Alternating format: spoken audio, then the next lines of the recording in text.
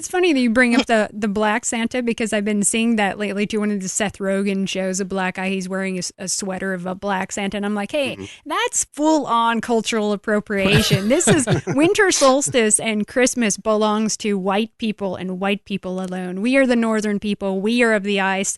This is a tradition that our ancestors have celebrated for thousands of years. And when you live in cold places in the north, like Scandinavia, having the sun return and having more daylight is highly venerated and sacred. You know, we're solar people. You know, in Africa, they're lunar people. They hide from the sun, right? They don't give a damn about the solstice. So this is ours alone. So I get ticked off because, you know, everyone's talking about cultural appropriation. Well, damn it, Hanukkah, Kwanzaa, Christmas, they're all ripping off from Yule while they tell us we don't have a culture.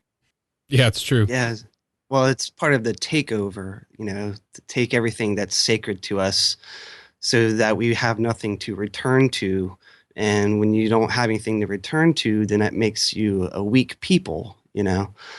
And I think that's just kind of part of this. It's just been a degradation of our people's traditions to one day, you know, get to the point where they're not there at all.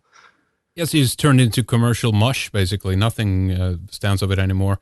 I mean, the idea of gifts is there as a genuine kind of, the giving of gifts, basically, whether that's to others and friends and family, or you know, if we give to something else or something higher, our ancestors or something. But what I was thinking about when I was asking if people or kids were afraid of Santa, I wonder because I know for a while there was like a dual kind of character. The Krampus, I think, is kind of more Central European, like Germany and maybe Holland. I don't know if you might know, John, exactly what countries Krampus was big in. It was maybe some Slavic countries as well. Maybe I'm not sure. Yes.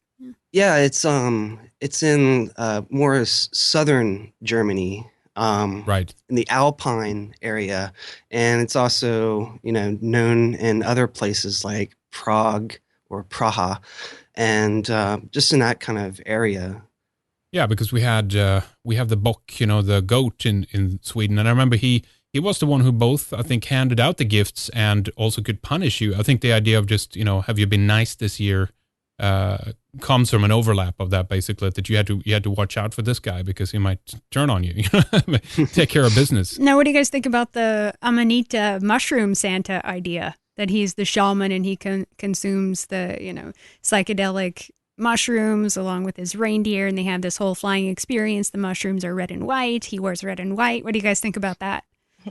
Dreams of sugar plum fairies dancing in your head. Well,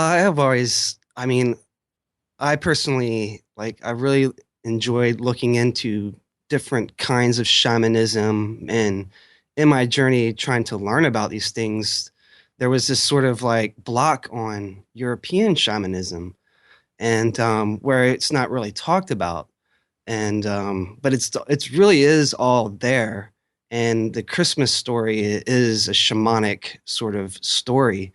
And I've heard traditions of all sorts surrounding this, where even in Christian era Europe, in Germany, they would have kids go out and pick mushrooms, these amanita mushrooms, and they would have them and take them inside and then hang them up over the fire to dry out, and then the parents would have the mushrooms when the kids would go to sleep at night, and for their little enjoyment. And that is where people started talking about reindeer and people flying in the air and such. But yeah, that mushroom is always popping up in these stories of Christmas, even like you were describing, really, before Christmas, and it just still kept along for some reason.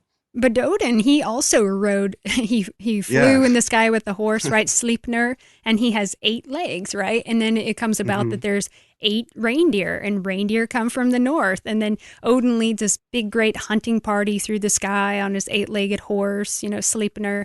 And then he leads like huntsmen and hounds through the sky. And then the children, they would place boots full of hay outside the doors to feed this horse, Sleipnir.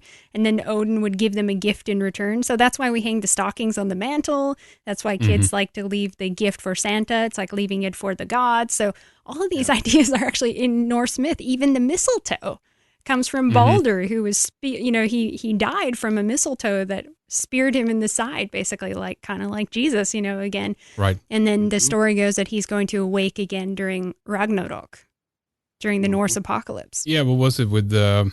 It's kind of interesting there with the other plant there too, or with the European mistletoe, with all the with the berries and the fact that it grows high up in the crowns of other trees, which makes it also kind of an evergreen, right? Because doesn't it, when all the other leaves have fallen off the tree that it's in, it still remains green. I don't know if is it for the rest of the year, or is it just a period? I didn't look into that yet. I remember when we were up there in winter, I was seeing bunches of them up in the trees, and of course they're parasitic, so they're living off of I think the it was other a trees. half parasitic or something like that they call it, but yeah. But in order to pick them in the old days, they had to find out a way to get way up in the trees to get that, so that's probably why we hang it up high. And then also another reason for kissing comes back to the fertility. I was looking into these white mistletoe berries, and apparently they use them to help with infertility. And it's kind of funny because they're white, and if you pop them, it's kind of like the consistency of semen, so here we find the white again, and then people kissing underneath the mistletoe, perhaps maybe even thinking that it's going to birth, a child that might even be Baldur who comes back. So there's some interesting connections there.